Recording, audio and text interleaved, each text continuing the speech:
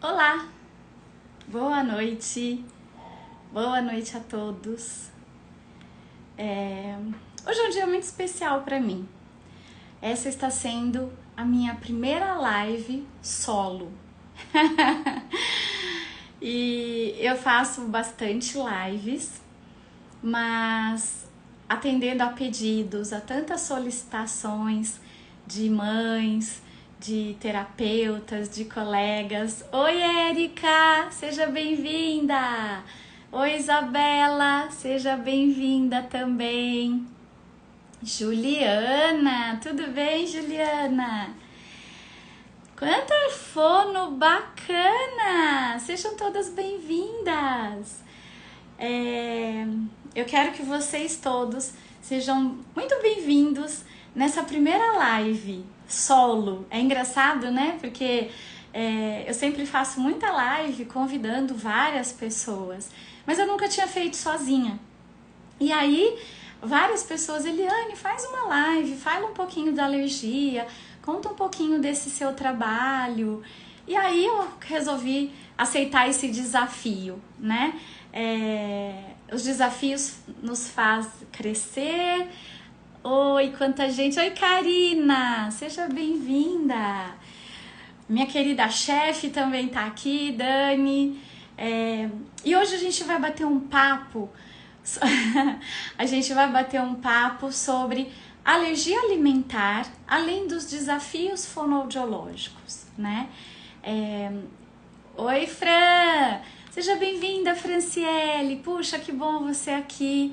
Doutora Ana Paula, seja muito bem-vinda, uma grande professora, mestre, que me ensina muito. E hoje a minha proposta é da gente conversar um pouquinho sobre os desafios fonoaudiológicos dentro desse aspecto da alergia, né? A gente sabe que as alergias estão crescendo muito e os profissionais precisam estar preparados, habilitados para estar conduzindo a criança e a família. Porque, na verdade, falar sobre alergia alimentar, a Franciele está aqui, que é uma mãe maravilhosa, a gente sabe que é um desafio grande para as famílias. Para os médicos também, né? A doutora Ana Paula está aqui e ela também pode dizer tão bem o quanto que é desafiador, principalmente quando você tem uma criança pequena, que você precisa fazer algumas restrições, que às vezes está amamentando. É difícil mesmo falar sobre alergia, porque como é um espectro muito grande e envolve muitos aspectos, a gente tem que ter muito cuidado, né? Então eu pensei que vocês fiquem à vontade, façam a pergunta que vocês quiserem.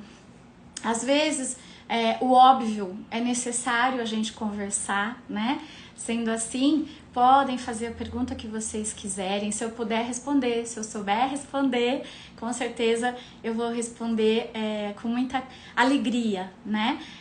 Doutora Ana Paula, eu tenho visto... Então, assim, a minha trajetória de trabalho, eu comecei há mais de 20 anos trabalhando com crianças neurológicas. E quem trabalha com crianças com quadros neurológicos sabe que muitas vezes a gente tem que ter vias de alimentação alternativa.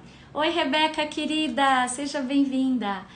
E muitas vezes existe essa necessidade de um trabalho fonoaudiológico para retirada da sonda, para fazer alimentação via oral. Há um bom tempo, eu trabalhei 18 anos com neurológicos e há um bom tempo eu parei de atender por questões particulares e pessoais. E de lá para cá, nesses quase 10 anos, eu tenho atendido muitos casos de crianças com alergia ou com alguns sintomas, né? Então, eu digo muito para as fonos, trabalhar com a dificuldade alimentar, nós sempre trabalhamos, né? O fonoaudiólogo sempre trabalhou e eu, que tenho mais de 20 anos de formada, também sempre trabalhei com isso. Mas quando você recebe uma criança com alguma alteração por alergia, essa família, ela tem que ter muito mais acolhimento, muito mais cuidado e orientação. Por quê? Porque a gente está falando de uma alergia alimentar.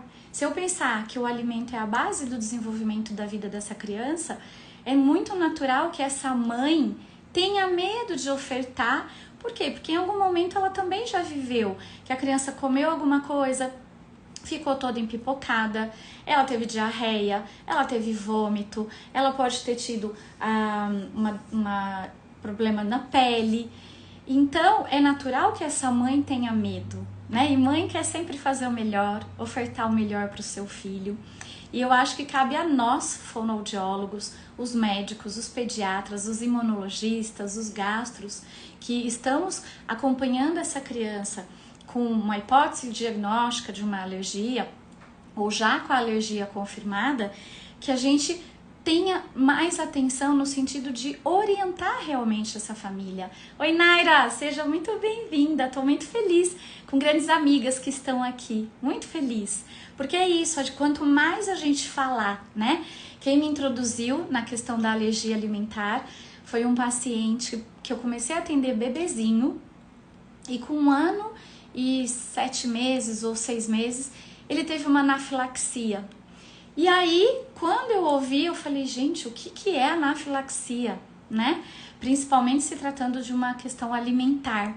E foi aí que, junto com a mãe, nós começamos a procurar médicos, procuramos profissionais, e cheguei a conhecer a pessoa que me introduziu nessa alergia, além dessa mãe maravilhosa e desse paciente, que agradeço a eles, porque através deles eu corri atrás de conhecer e saber um pouco mais da alergia, e foi onde eu cheguei até a doutora Ariane Yang, que é a minha grande mestre, minha grande sábia, que me introduziu nesse mundo tão imenso da alergia, que a gente tem que estudar muito. Através dela eu conheci outras pessoas maravilhosas, como a doutora Ana Paula Giuliani, que está aqui, que é uma profissional, uma alergista maravilhosa também. E com isso, eu fui estudando, me aprimorando, e fui descobrir o que era anafilaxia. A anafilaxia é uma forma mais grave da alergia, em que a criança ou o paciente tem reações muito intensas de quadros respiratórios, e há necessidade do uso da caneta de adrenalina. Esse paciente precisa muito ser assistido pelo imunologista, pelo alergista, ele tem que estar acompanhando muito bem essa família, né? E aí, o que o fonoaudiólogo faz quando recebe uma criança dessa e que teve a anafilaxia? Tem que orientar, né? Eu fui atrás das médicas para me dizerem, me ensinarem o que é anafilaxia, o que são alergias, o que eu posso ou não trabalhar. Por isso que eu digo que no meu consultório eu não tenho nada que não é o pai ou a mãe que leva. Todo o material que tem lá, claro, salvo os específicos, né, que a gente sabe de canetas e vibe, luva, mas o alimento que é levado no meu consultório é o alimento que é levado pelo pai e pela mãe. Porque cada criança tem um tipo de alergia, né?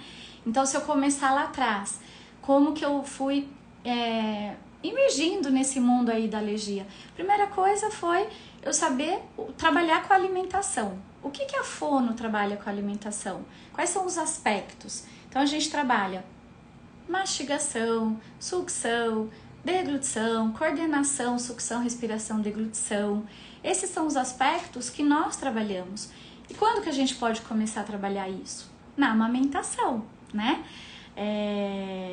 Eu comecei a trabalhar com os bebês na amamentação, e na amamentação algumas crianças já apresentam algumas dificuldades, seja uma cólica, uma incoordenação da sucção com a respiração e deglutição, a análise de todo o contexto, não só da pega, mas de como que tá toda essa amamentação, como que essa mãe está amamentando. E aí se vem a possível questão da alergia, né? Então eu vou falar uma alergia que é muito comum até o 1º ano de vida, que a gente recebe muito no consultório, que é a proctocolite, ou seja, que é aquela rainha de sangue que dá no cocôzinho do bebê na hora que a mãe abre a fralda, e ela assusta. E aí, qual é o encaminhamento que eu, enquanto fonoaudiólogo, se eu vejo, se a mãe fala pra mim, nossa, Eliane, esse bebê tá com muito muco, é normal o cocô ficar com tanto muco? Ai, parece que eu vi alguma coisinha de sangue. A primeira coisa que eu faço é, você precisa falar com o seu pediatra e procurar um gastropediatra ou um imunologista. Inclusive, acabei de ver, a doutora Maria de Fátima está aqui, muita gratidão. É uma médica que também me ensina muito sobre gastropediatria. E eu acho que o profissional, ele tem que fazer esses encaminhamentos para o melhor atendimento tanto dessa família quanto dessa criança. Eu tenho vários casos de bebês que chegaram para mim com dificuldade na amamentação, do que se refere ao aspecto fonoaudiológico, ao desafio fonoaudiológico, né? Então sempre veio, ele não tá pegando direito, ele não tá sugando direito, ou tem um frênulo lingual encurtado, esses desafios mais relacionados aos aspectos fonoaudiológicos. E aí, quando dá 2 meses, 3 meses, essa mãe começa com essa queixa de muita cólica, muito muco, a rainha de sangue. Então, o primeiro papel do fonoaudiólogo nesse desafio da alergia é ele ficar sempre de olho, né? E ouvir o que essa mãe fala. Cada vez mais eu tenho feito vários posts sobre essa coisa de você ouvir. É óbvio que na hora que eu recebo uma mãe que está com uma dificuldade na amamentação, eu vou avaliar esse bebê e eu vou saber, preciso mexer na postura, eu preciso mexer nessa mama que está mais engurgitada, eu preciso, às vezes, trabalhar um pouquinho mais a musculatura desse bebê, eu preciso avaliar se o frênulo lingual está encurtado, todos esses aspectos que envolvem a fonoaudiologia. Mas eu também preciso ouvir essa mãe.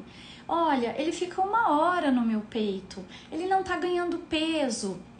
Ou eu sinto que ele mama, mas ele tá vomitando demais.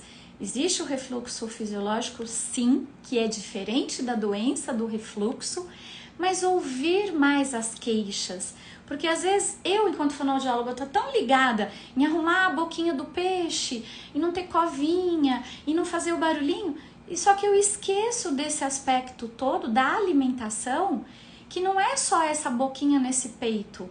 Existe essa mãe, existe o medo, a ansiedade, existe um pai, existe uma avó. Eu tenho que olhar para tudo isso. Porque senão, quando entra no aspecto da alergia, que isso dá muito mais medo às famílias, a gente daqui a pouco põe essa criança dentro de uma bolha, põe a família dentro de uma bolha. E não é assim. A gente precisa ter todos os cuidados, amparar, ajudar essa família, porque senão entra na questão das interpretações equivocadas. Quer dizer, a criança vomitou, é alergia. A criança teve uma febrinha, é alergia. Não, a gente às vezes tem que mostrar para as famílias que um bebê em desenvolvimento tem cólica, um bebê em desenvolvimento, mesmo sem alergia, ele também chora, ele também vomita, né? A gente não pode nem minimizar e nem supervalorizar. Por isso é tão importante a rede de apoio. Por isso que eu digo, eu não sei trabalhar sozinha. Eu preciso sim da orientação do médico para mim, da orientação da nutricionista. Às vezes eu tive uma mãe que com 4 meses, era uma criança que já estava ainda dando sinais da proctocolite. A mãe falava para mim, Eliane, mas eu faço tudo, eu não como queijo, eu não tomo leite, é tudo natural na minha casa, eu fecho todas as janelas, eu não sei por que ele reage assim. Aí eu fui ver, essa mãe estava deixando de ter a própria vida dela para viver em função de uma possível alergia, que a gente sabia que era uma proctocolite e que isso ia passar porque ela já estava sendo acompanhada pela especialista. E eu fiquei pensando, eu falei, puxa, essa mãe já tá tendo o baby blues, ou seja, uma depressão pós-parto um pouco mais leve, mas que eu precisei olhar com cuidado, porque ela estava já ficando muito fragilizada, desanimada, não queria mais que ninguém fosse na casa para visitar esse bebê. E não estou falando de época de pandemia, eu estou falando de antes de pandemia. É claro que com a pandemia tudo ficou um pouco mais difícil realmente. Então, o que eu queria muito colocar para vocês, fonoaudiólogos que estão aqui, para as famílias, é que é muito importante quando a gente pensa em alergia no diagnóstico, que muitas vezes não é fácil.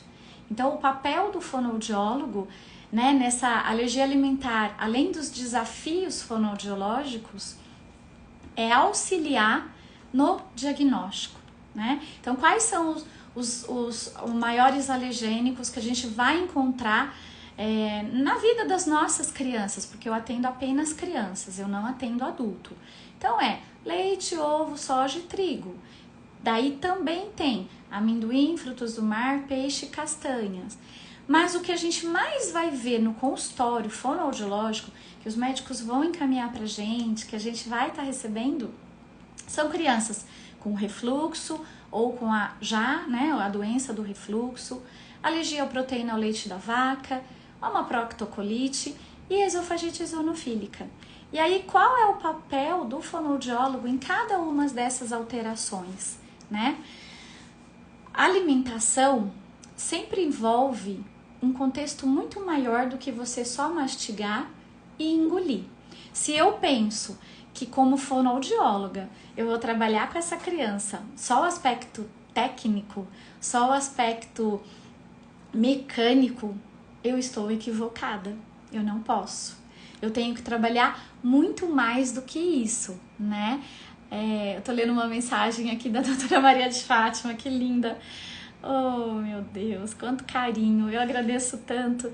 Então, como fonoaudióloga, eu tenho que trabalhar os aspectos técnicos, se forem necessários, mas quando eu penso em alimentação, eu tenho que ver o que essa criança está comendo na introdução alimentar, porque quando ela está amamentando e existe uma hipótese diagnóstica de uma possível alergia, quem vai fazer a dieta da alimentação seguida e orientada pelo médico, não pode fazer restrição sem orientação médica, é a mãe. E muitas vezes é desnecessário. Se você vai fazer isso sozinha, não faça. Eu estava conversando com uma mãezinha, que até por sinal ela conhece quem está aqui também, me assistindo, e ela tem uma história grande de restrição que ela fez na amamentação. E agora, o que está acontecendo? Ela como mãe, por ela ter feito essa restrição por um longo tempo, ela está tendo alguns sintomas e algumas reações de alergia. Então é muito sério. Eu sempre digo assim, que quando eu soube do que é uma anafilaxia, do que tudo que eu estudei dentro da alergia, é muito sério a gente trabalhar a alimentação e a alergia, mas é extremamente necessário. Então, eu gostaria mesmo que mais fonoaudiólogos vissem essa live, que a gente pudesse bater esse papo. Então, para quê? Para que mais fonoaudiólogos entendam que é necessário sim ter fonoaudiólogos trabalhando os aspectos e os desafios fonoaudiológicos dentro da alergia alimentar. Porque trabalhar os aspectos e desafios fonoaudiológicos da dificuldade alimentar com uma criança alérgica, sem você saber o que é alergia, é muito risco. Não faça isso. Estude. Vá atrás. Eu digo sempre para as fonos que fazem supervisão comigo em outros estados, de outros locais, eu sempre digo, ache um médico aí, um gastropediatra, um imunologista, um pediatra e grude nele. Por quê? Porque é por ele que você vai ter todo o conhecimento e embasamento para você fazer a sua terapia no consultório. Até porque se o papel do fonoaudiólogo é ajudar no diagnóstico, então a gente tem que saber o que é alergia e o que é a dificuldade alimentar pelos aspectos fonoaudiológicos. Então eu vou dar um exemplo para vocês. A esofagite eosinofílica, né? Ela é um tipo de alergia com um aumento de eosinófilos. Como é que é feito o diagnóstico disso? Através da endoscopia. O diagnóstico de qualquer alergia é médico. É o médico que faz o diagnóstico. Então, compete ao médico ouvir toda a história clínica, fazer toda a investigação e aí, se ele realmente tem essa desconfiança, ele vai pedir uma endoscopia. Só que a criança que tem uma esofagite eosinofílica, Muitas vezes é uma criança que tem uma hipersensibilidade intraoral. É uma criança que muitas vezes não tem totalmente uma habilidade de deglutição, não necessariamente ela também vai ter uma disfagia, né? Por que que o fonoaudiólogo nesse momento é importante? Para auxiliar o médico e dizer, olha, doutor, eu acho também que pode ser uma esofagite. Por quê? Porque não apresenta nenhuma hipersensibilidade, não apresenta nenhum comprometimento motor oral, não apresenta tal e tal. Então, acho que talvez o caminho, sim, de fazer endoscopia vai ser o melhor. Então, nós, como fonoaudiólogos, a gente vai ajudar esse médico a montar esse quebra-cabeça. Porque colocar uma criança muito pequenininha também para fazer um exame tão invasivo, que vai ter a necessidade de uma anestesia, às vezes são bebês, então é muito sério. A gente precisa fazer todo o nosso trabalho com muita seriedade e saber o que está fazendo, né? Por exemplo, o bebezinho que chega para mim na amamentação com a proctocolite, com a rainha de sangue, com um pouquinho de náusea, de dor. Esse bebê, eu sei que até 1 ano ele vai ficar bem, né? Se ele tá bem acompanhado com o gastropediatra, com o pediatra, com o imunologista, essa mãe vai ser super bem orientada. Então, o meu papel enquanto fonoaudiólogo é trabalhar o quê? A possibilidade dele ter uma introdução alimentar feliz, conectada com o alimento. A gente tira toda a memóriazinha dele, desses desconfortos todos, e coloca uma memória mais legal. A memória da conexão com o alimento, do utensílio. Porque imagine, o bebê tá mamando no peito ou na mamadeira. Ele recebe apenas um tipo de alimento, que é o leite. E aí, quando ele completa 6 meses e 1 dia, eu sempre falo isso, todo mundo senta ele no cadeirão, coloca aquele monte de fruta ou comida, papinha na frente dele e ele tem que comer. Não é assim. A criança precisa ter os sinais de prontidão. Sinais de prontidão: tem que estar sentado sem apoio, tem que ter essa coisa da mão-boca. Então, no desenvolvimento, pôs a mão na boca, pôs o pezinho na boca, pôs o brinquedo, porque todo esse trabalho vai fazer ele desenvolver uma percepção, uma propriocepção do próprio corpo, uma imagem e uma resposta, né? E aí depois, a hora que ele começa a ficar com 6 meses, que ele já tá durinho, que ele já tá bem, ele vai conhecer outra forma de alimento que não é a líquida, sendo o leite materno, ou a fórmula. Só que mamar no peito é diferente de mamar na mamadeira. Por isso, a gente, quanto fonoaudiólogo, faz muita campanha, a gente levanta essa bandeira da amamentação, principalmente pelo sistema imunológico. O leite materno é o alimento ouro. Não conheço nenhum outro alimento melhor e mais completo do que o leite materno. Então, a gente tem que levantar essa bandeira. Só que muitas vezes essa mãe não consegue e não se sinta culpada e nem julgada. Vai para a mamadeira. Sucção de mamadeira e de bico de peito é diferente. E aí, quando ele faz 6 meses, ele já vem com a colherzinha ou com um método de introdução diferente, o BLW, por exemplo, que ele vai pegar com a mãozinha. Então, veja que em 6 meses, em tão pouco tempo de vida, ele teve que aprender muita coisa. Muita coisa entre respirar, mexer a boquinha, deglutir. Então, é muito ensinamento para uma criança com pouco tempo. E somado a isso, a uma alergia alimentar, o desafio ainda fica maior, né? Tem aqui a Silvia. Eliane, é possível esse diagnóstico já na gestação? Como estava... Não. Quando estava grávida do meu filho, eu não conseguia comer frutos do mar. Possivelmente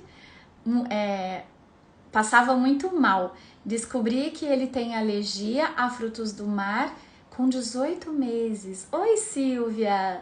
Seja bem-vinda, querida! Pois a gente sabe que a alergia tem a questão da hereditariedade. Então, é comum eu receber alguns bebês que na hora que eu faço a anamnese, eu pergunto pro pai ou pra mãe se tem alguém na família alérgico, ou se eles são alérgicos, muitas vezes eu recebo uma resposta positiva. Às vezes a mãe fala, ah, eu sou alérgica, então eu tenho uma rinite, ou às vezes é comum falar, ah, o meu marido é alérgico a camarão. Então a gente sabe que na história clínica existe isso, né? Você tá falando dele ter também a alergia e descobrir com 18 meses. Ainda bem que, graças a Deus, você descobriu isso com 18 meses, porque tem crianças que é muito mais tardiamente, né? As que não conseguem um acompanhamento ou muitas vezes não se atenta para isso, né? Às vezes, porque o bebê, tudo é muito misturado, né? Quando que a gente vai pensar que ficou vermelhinho? Eu tinha mães que já falou para mim, nossa, mas depois olhando foto, álbum de fotografia, eu olhei e falei, puxa, como é que eu não pensei que era uma alergia? Aí eu olhei pra ela e falei, mas você pensava que era o quê? Ela falou, eu achei que é porque ele era gordinho. Como era um bebê muito gordinho e eu morava lá no Ceará, que era um lugar muito quente, eu achava que era suor, que era só uma coisinha de calor. Mas não era, era já uma alergia, né? Então, o importante agora, Silvia, é você fazer o segmento do seu filho com uma gastropediatra e com uma imunologista. Até porque ele tá crescendo, eu não sei qual é a idade dele agora, então esse diagnóstico precoce, eu acho que pode acontecer muito quando você já sabe que você tem essa alergia, aí você vai ter uma gestação, mas também não é para criar nenhuma neurose. Ah, não, então ele é alérgico, meu filho vai ser alérgico. Não, também não precisa ficar, porque senão a gente acaba privando a criança de experimentar sensações que ela não é uma alérgica. A gente sabe, é um pouco complicado falar disso, da janela imunológica, né? A gente sabe que a partir do 6º mês, como eu estava dizendo, né? A criança tem que dar os sinais de prontidão. Ela vai receber vários tipos de alimento. A gente normalmente, quando começa a introdução, você dá o legume, você dá a fruta, e variadamente. E essa é a recomendação, que quando você iniciar a introdução alimentar, que você faça o mais variado possível, justamente por esse momento entre os 6 meses e os 11 meses, em que a criança tem essa oportunidade de experimentar. Aí vocês podem me perguntar, poxa, Eliane, mas eu vou dar então? Você estava falando lá leite, ovo, soja, trigo, amendoim, peixe, fruto do mar. Nossa, então com 6 meses eu vou dar isso para a criança? Não, não é assim. A criança tem que gradativamente. Então começa com um legume, depois outro legume, uma fruta, outra fruta. E a criança vai demonstrar para você como, assim, para ser alérgico, você tem reações, você tem sintomas. Essa é a diferença da intolerância e da alergia, né? A intolerância, ela não é do sistema imunológico, ela é de sintomas mais tardios. A alergia, ela compromete sim o mecanismo imunológico, né? E ela comete pele, o sistema imunológico, o sistema gastrointestinal, o respiratório. E a gente, quando é mãe, a gente sabe ler o nosso filho. Opa, esse nariz não tá muito bem, de novo tá resfriado, mas de novo é otite. E o que eu sempre digo, o mais importante é você procurar ajuda. Se você tem dúvida, fale com o pediatra. Não faça coisas que você acha que é certo sem falar com o pediatra. Então teve uma mãe até que outro dia ela falou, o olhinho tava vermelho, eu pinguei um colírio que eu tinha lá de lavar os olhos. Não faça isso, né? Você tem um pediatra, hoje tem gastropediatra, hoje você tem os imunologistas que são especialistas nisso. Então a gente tem o céu a nosso favor, né? Eu sou formada há mais de 20 anos, lá atrás eu não tinha nada disso. Tanto que eu fui conhecer essa questão da alergia, da anafilaxia, todos esses aspectos de 9 anos pra cá. Né? Por quê? Porque os estudos, graças a Deus, estão avançando, estão melhorando e a gente está chegando lá, né? Deixa eu só ver se tem muita pergunta aqui que eu tô vendo, eu não tô dando conta. Eu queria tanto conversar com vocês. A Franciele, cansativo e desesperador. Quando a criança tem seletividade alimentar, mama no peito e após um ano palpites não dá peito porque ela não... O quê? Senão ela não serve mais para ele. Olha, Franciele, o que eu posso te dizer é que quando a criança é seletiva e tem também uma alergia, o leite materno, em hipótese nenhuma, é recomendado de tirar. Mesmo com alergia, mesmo com toda a dificuldade, o aleitamento materno, ele é muito necessário.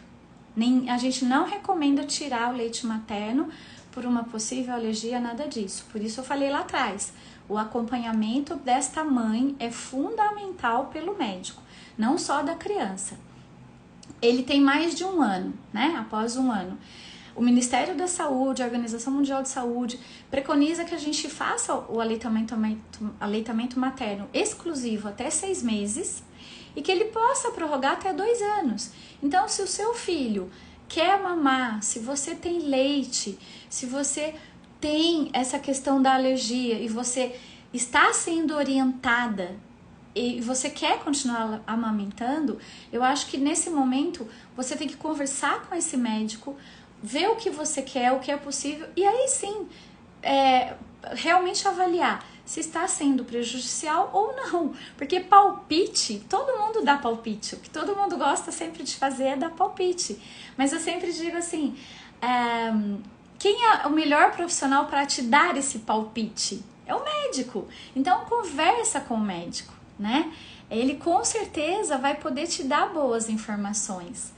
A Flávia colocou, é possível sair da maternidade com leite para alergia? Então, Flávia, a gente sabe que assim, para a gente introduzir uma fórmula para a criança, tem que ter um motivo, né? A gente não pode simplesmente falar, eu não tenho mais leite, meu leite é fraco, é mais fácil dar a fórmula. É claro que a gente não pode fazer julgamento em hipóteses nenhumas, mas o ideal é que essa criança saia da maternidade com aleitamento materno. É isso que é necessário. Mas eu não sei por que você está perguntando isso, eu não sei qual é a história, né? Existe sim um leite que é mais recomendado, extensamente hidrolisado para as crianças que apresentam sintomas e reações alérgicas. Mas para sair da maternidade já com essa recomendação, tem que ter tido algum histórico, alguma coisa. Então, assim, eu não saberia te dizer nesse momento o que seria o ideal. O ideal de sair da maternidade é com aleitamento materno. Agora, a gente sabe que existe fatores de prematuridade, a gente sabe que existe intercorrências neonatal, que tudo isso envolve necessidade, muitas vezes, de alguma intervenção, uso de sondinha nasal ou uma gastrostomia. Eu peguei um bebê que ele nasceu após o nascimento, ele teve uma coisa rara, né, que ele foi tipo um derrame, teve uma parada, teve que ser operado, ele acabou ficando 28 dias entubadinho, com sondinha. Então esse bebê ficou por 1 mês e 15 dias no hospital, ele já saiu do hospital com fórmula, né? Então essas recomendações, a gente tem que observar primeiro o histórico, o porquê que vai pôr a fórmula, né? Porque a gente também sabe que a fórmula, muitas vezes o bebê não se adapta, mesmo tendo essa fórmula que é específica para as crianças. Então, por isso que eu digo, falar sobre alergia alimentar, e foi muito engraçado, né? Porque quando eu pensei no tema da live de hoje, eu falei, eu quero falar uma coisa que eu gosto muito, uma coisa que eu estudo muito, uma coisa que é muito desafiadora, né? Para muitas mães que eu estou recebendo no meu teleatendimento agora. E me dói muito o coração quando eu escuto a Franciele, todos os depoimentos das mães. Meu coração fica muito apertado, porque muitas vezes de longe eu não consigo ajudar tanto. E aí a minha forma de ajudar é orientando, procure um médico. Com certeza na sua cidade vai ter um médico muito especializado que vai poder te ajudar, né? E aí eu resolvi falar sobre alergia alimentar, além dos desafios fonoaudiológicos. É um tema tão complexo, porque a gente entender sobre alergia é muito importante. Só que nem sempre a gente consegue entender de pronto, e principalmente como fonoaudiólogo, porque a gente precisa diferenciar também dos aspectos fonoaudiológicos. Ou seja, esse bebê não está mamando, como a Flávia colocou, que já pode sair da maternidade com a recomendação do leite para crianças com alergia. Será que essa criança realmente está recusando essa mamadeira porque esse leite não está legal? Ou será que é pelo bico? Ou será que é porque ele está engolindo muito ar e está potencializando esse refluxo? Então é necessário muita reflexão, muita análise, a gente começa a fazer as eliminações. Quando a gente pensa na proctocolite, que é o tipo de alergia mais benigna que existe. Então eu tenho que dizer para essa mãe, porque as mães falam para mim, puxa vida, eu gosto tanto do queijinho branco, eu tô tão acostumada a comer tal coisa. Eu falo, olha, mas a médica pediu para nesse período das 2 a 4 semanas você não comer, então segura um pouco, é pro bem do seu filho, né? Por isso que eu falei, além dos desafios fonoaudiológicos, porque não é só não sabe sugar, não sabe mastigar, não sabe deglutir. Tem muito mais coisa envolvida, né? Existe a culpa. A mãe de uma criança com alergia, ela se culpa. Aliás, mãe se culpa pelo qualquer coisa que acontece com o filho, né? Se o filho foi jogar bola, quebrou o pé, como já aconteceu comigo, ele voltou com o pé quebrado. Eu falei, ai meu Deus, por que eu pus no futebol? Por que eu não pus na música? Então a gente se culpa muito pelas coisas dos filhos. E a mãe da criança com alergia, ela tem que entender assim, ela não é culpada, ela só vai conseguir ajudar esse filho se para ela também ela conseguir respirar, para ela também estiver leve. Porque imaginem vocês, todos nós que somos mães, nós sabemos o quanto é perigoso engasgar. As mães têm muito medo do engasgo. Só que, por exemplo, o engasgo, eu tenho que mostrar para essa mãe que muitas vezes esse engasgo pode ser ou pelo reflexo de Gagen, que de repente é um bebê que está na introdução alimentar, com 7, 8 meses, e ele ainda apresenta esse reflexo, ou ele realmente pode ter um engasgo um pouco mais sério, porque talvez ele não tenha tanta habilidade motor oral como ele deveria ter naquele momento para aquele alimento. Então daí o papel do fonoaudiólogo é dizer, olha, ele precisa comer esse feijão e esse arroz inteiro, mas ele ainda não está conseguindo, então vamos fazer bem cozidinho e vamos dar essa amassadinha, para aos poucos a gente ir aumentando. Por quê? Porque o desenvolvimento da criança na alimentação, a gente tem que fazer o sequenciamento da textura, né? Do bem amassadinho, pro gruminho, pro grãozinho, pro pedaço. E somado a isso, a gente sabe que a criança com alergia alimentar, ela pode ter uma hipersensibilidade global. Pode ser uma criança que não gosta muito de ficar com a mão suja, que não gosta de ficar com a boca suja, não gosta de ficar no chão. E até se a gente pensar que essa criança tem alergia, então é um ciclo, a mãe tem medo de às vezes deixar no chão, ou deixar pegar um brinquedo, ou pegar um utensílio, porque essa criança sim pode ter uma reação por alguma dessas coisas, de que alguém pegou, que alguém pôs a mão, a boca, sei lá, uma contaminação, e ela tem mais medo. Só que daí essa alergia potencializa. E aí às vezes é uma criança que ela vai ter tanta privação sensorial, motora, de vivência, que na verdade o que vai estar impactando muitas vezes nessa transição do alimento não é a alergia, mas sim toda essa privação que ela pode ter nesse desenvolvimento. Eu mesma tenho uma criança que chegou para mim com 8 meses, que a mãe queria muito, né? Ele teve uma alergia à proteína ao leite de vaca, e a mãe queria muito fazer o método de introdução do BLW, só que ele foi um bebê que ele teve muita cólica, ele chorou muito, ele tinha um refluxo intenso. E aí o que aconteceu com esse bebê? Era um bebê muito de colo. Então ele tinha 8 meses e ele era todo molinho. Falei, não dá para fazer a introdução alimentar pelo BLW, vamos ter que fazer pela participativa. Só que ela não queria a participativa. Eu tive que mostrar para ela que naquele momento seria mais seguro para ele, na hora de deglutir, ele estar bem apoiado e fazer, do que ele ficar todo molinho com um pedaço de pão na boca. Então veja que os desafios fonoaudiológicos é muito mais do que eu saber se ele pode mastigar ou não. E aí ele era uma criança também que ele não tinha ele não gostava muito da parte sensorial, então tudo ele ficava arrepiado, tudo ele chorava, brinquedo, ele tinha pouco brinquedo, porque os brinquedos também mais sensoriais ele chorava. E é óbvio, a gente que é mãe, chorou, eu tiro. Chorou, eu não quero que ele chore. Só que cada vez que ele chora, apresenta uma reação, eu tiro, eu também estou privando ele de desenvolver e avançar nisso. E aí essa criança eu tive que encaminhar para terapia ocupacional, com formação e integração sensorial, para me ajudar.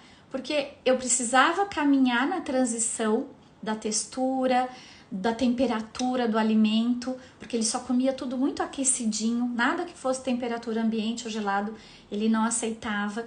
E aí a terapeuta ocupacional encaminhei e foi um trabalho lindo, né? Com 10 meses ele já estava comendo. Então esse olhar diferenciado e esse olhar muito mais do que só para alergia, nós temos que ter, né? Ou só pelos aspectos motores orais ou não. E qual exercício que eu vou fazer? Não, avalie essa criança global, avalie essa família globalmente. E aí, se for necessário um exercíciozinho, faça. Avalie essa criança, é necessário mandar para terapeuta ocupacional? Encaminha para terapeuta ocupacional.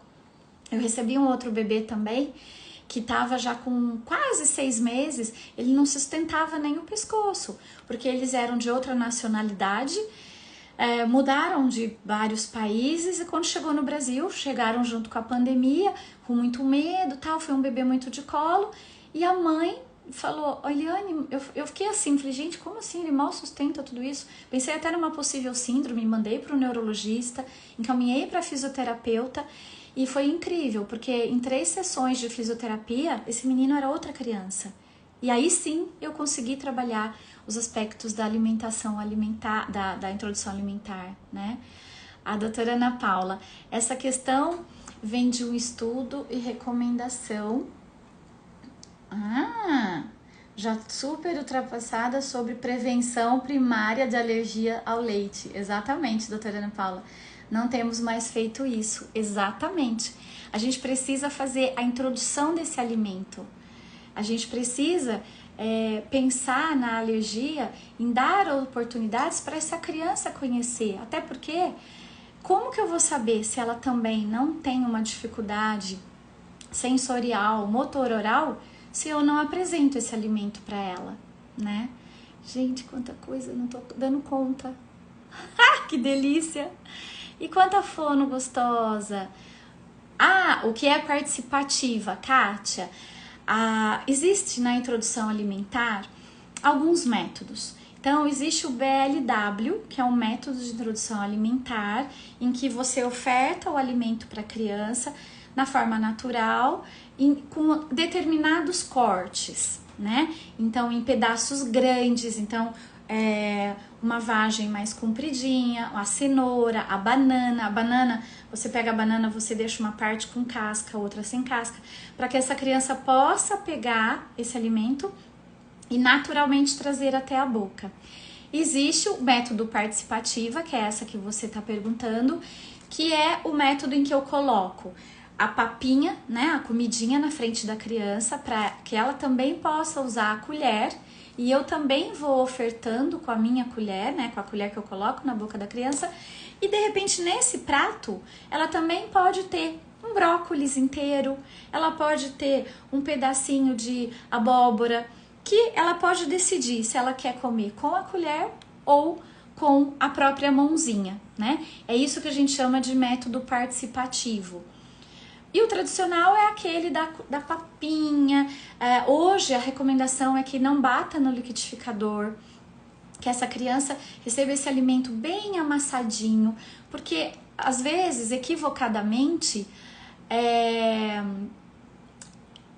esse alimento, a criança só pode comer se ela tiver dente. Não, a introdução alimentar ela é feita até meses, 6 meses, 7 meses, 8 meses, 9 meses, 10 meses, ela vai aprender sobre comer. É aquilo que eu falei antes, não é porque ela fez 6 meses e um dia vai ter que sentar e sair comendo. Não, ela vai aprender sobre comer. E aí, nesse momento, essa criança precisa desse acompanhamento, ela precisa desse alimento com essa mudança de textura, de sabores, de temperaturas. Só que se eu fico rígida na apresentação, porque isso também acontece, ele teve lá atrás na amamentação um problema de alergia do sanguinho nas fezes, então eu vou ficar um pouco de olho nessa comida que eu vou apresentar. Naturalmente essa mãe fica muito cuidadosamente. Só que muitas vezes esse cuidado é em excesso. E aí o que acontece? Ela ofertou a papinha com cenoura. Aí a criança comeu bastante. Aí no outro dia ela faz a papinha com abobrinha. A criança come menos. Aí ela fala, será que então ele não gostou? Então eu vou voltar na da cenoura, porque ele comeu mais a da cenoura. Então eu vou ofertar de novo a da cenoura. Aí no outro dia ela faz com mandioquinha. Também não comeu. Mas ele precisa ganhar peso, ele precisa desenvolver. Então eu vou voltar com a da cenoura. E aí essa transição não vai acontecendo porque essa criança está sempre com a preocupação do ganho do peso, do desenvolvimento. Então a gente precisa orientar essa mãe de que essa variedade, principalmente se ela tem uma questão aí de uma suspeita de alergia, essa variedade com orientação médica, ela precisa ser feita para que a criança não tenha essa rigidez, essa inflexibilidade na aceitação dos alimentos. E é natural, a criança não vai na primeira papinha já comer tudo, ou na primeira e segunda colher já sair comendo tudo. É natural que essa criança também vai ter preferência. E o que eu digo sempre para as mães é assim, nós precisamos saber o que é preferência e o que é dificuldade, porque nós também temos preferências. A gente também não come de tudo. Ou se eu como adulta hoje, eu sei que se eu como pimentão, me faz mal. Então se eu vou num restaurante, se eu vou na casa de alguém que eu vejo que tem alguma coisa com pimentão, eu evito. Eu evito porque eu sei que me faz mal. E a mesma coisa acontece com a criança. A criança, quando ela ainda é pequenininha, que ela não fala principalmente, ela tem sintomas. Ela tem desconforto, ela pode ter uma queimaçãozinha no estômago, ela pode ter um refluir que vem até esôfago e volta. Sabe aquela coisa de quando a gente vai arrotar, sobe um pouquinho e volta? Ela pode ter isso, só que ela não sabe dizer, ela não sabe falar, puxa, meu estômago tá ruim, olha, veio um negócio aqui. Ela não sabe nomear esse tipo de coisa. E o que ela faz? Ela começa a fazer conexões, ela começa a fazer relações. Com isso, ela vai deixando de comer aquilo que por vezes para ela faz mal. Então, por isso é importante, eu digo para os pais, não bata no liquidificador, porque por mais que um dia você faça a sopa verde, marrom, a da beterraba, essa criança vai ter sempre o mesmo gosto. O ideal é que, mesmo que seja bem amassadinho, bem cozidinho, bem abafadinho, que no prato esteja separado. Porque a hora que ela olhar, a gente come pelos olhos, a gente come pelo cheiro, a gente come por todos os sentidos, né? E aí, a hora que ela olhar, ela já vai saber o verdinho, o branquinho, o pretinho, o marronzinho. E aí, aos poucos, tanto ela enquanto criança e a mãe também vai saber o que gosta mais, né? Ou, até mesmo no caso de alergia, colocando separadinho, eu vou saber o que pode ter reagido ou não nessa criança. Se eu bato tudo no liquidificador, aí vem a minha pergunta, o que será que reagiu? O que será que fez mal para essa criança? Então, o ideal é isso, que a gente consiga fazer de uma forma da introdução, depois da amamentação alimentar, de forma segura, prazerosa, para que essa criança também descubra o potencial alimentar que ela também vai ter. Porque a gente sabe muito bem, agora falando mais direcionado, né, para os desafios fonoaudiológicos em si, a força que a gente faz para comer uma cenoura crua é diferente de uma cenoura cozida. A força que eu faço para comer uma alface americana é diferente de comer um repolho.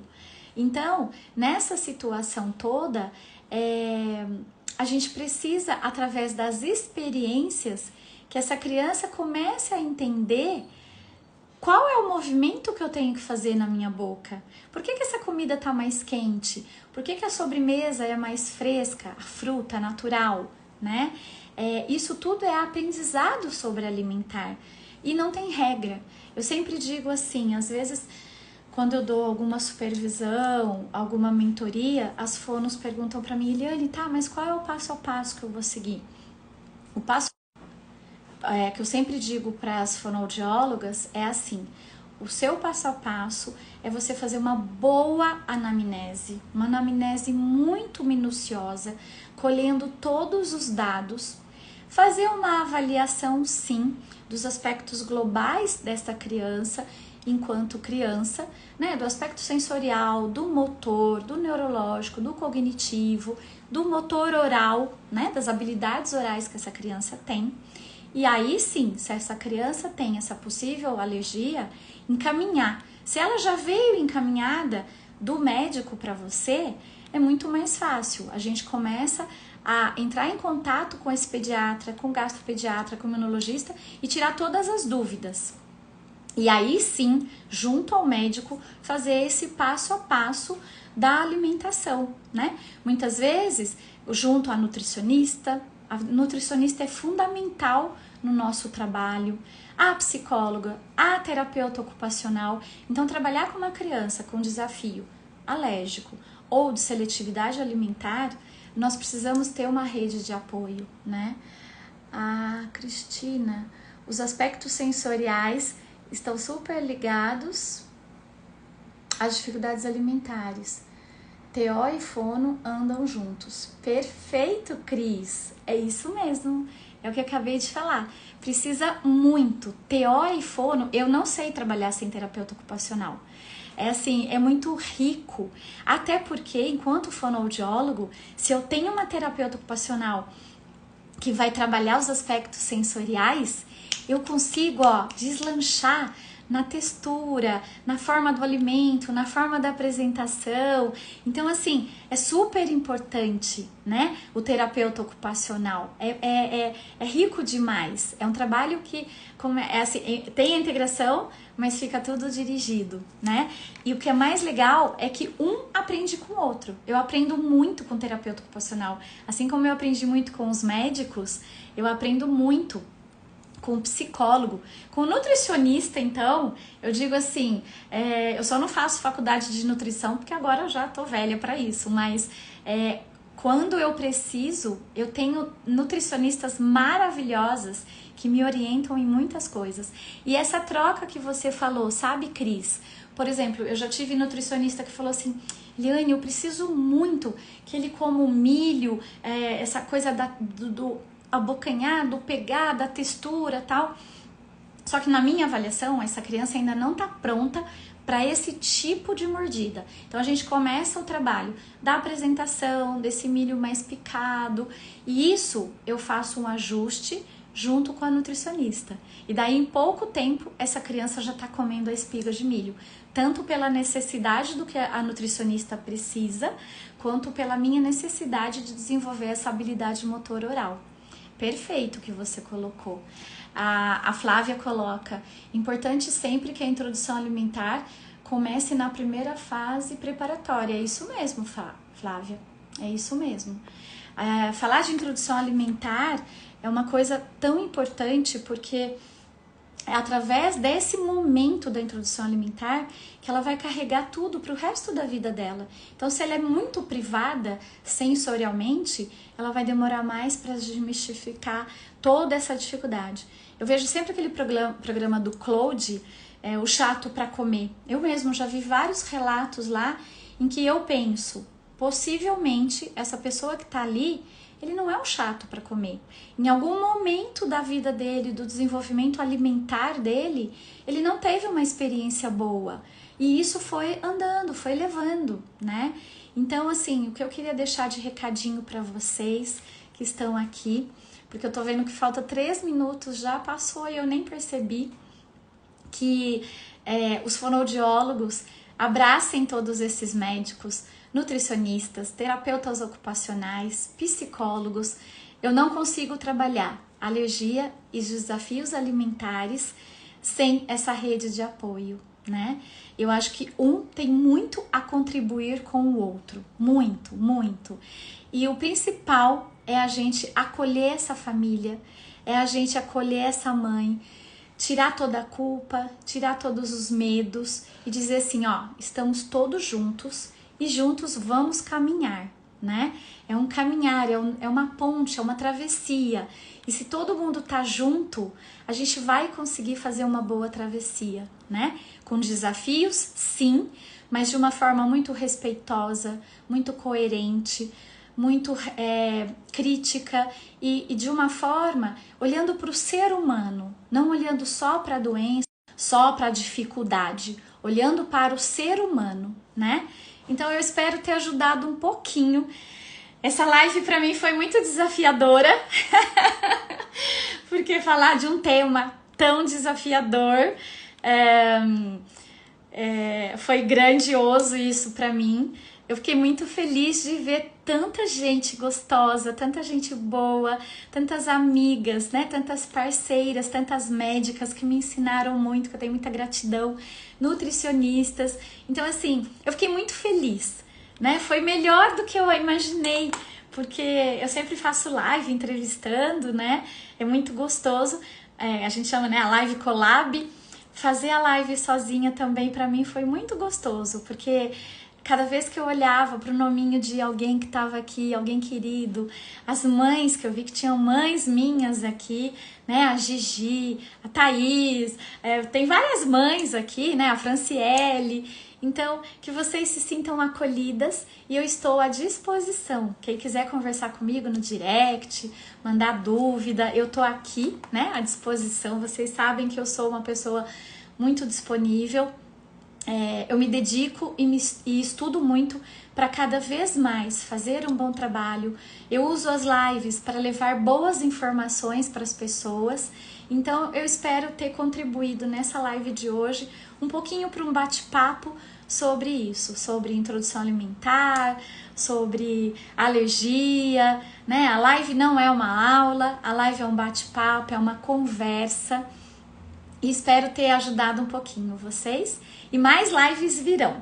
Então, agradeço imensamente todos vocês que estiveram aqui comigo, a todos os médicos, todos os profissionais parceiros. Eu vou deixar salva a live, então se você quiser encaminhar para alguém também, pode encaminhar. E muito obrigada pelo carinho de vocês aqui comigo, tá bom? Até a próxima live. Um beijo no coração de vocês todos. Boa noite. Porque acham que a Fono só fala, né? É verdade, é verdade. Eu nem vou ficar mais olhando, porque senão essa live vai durar mais uma hora, porque eu falo tanto, mas eu espero que vocês tenham gostado. Muito obrigada. Um beijo, boa noite.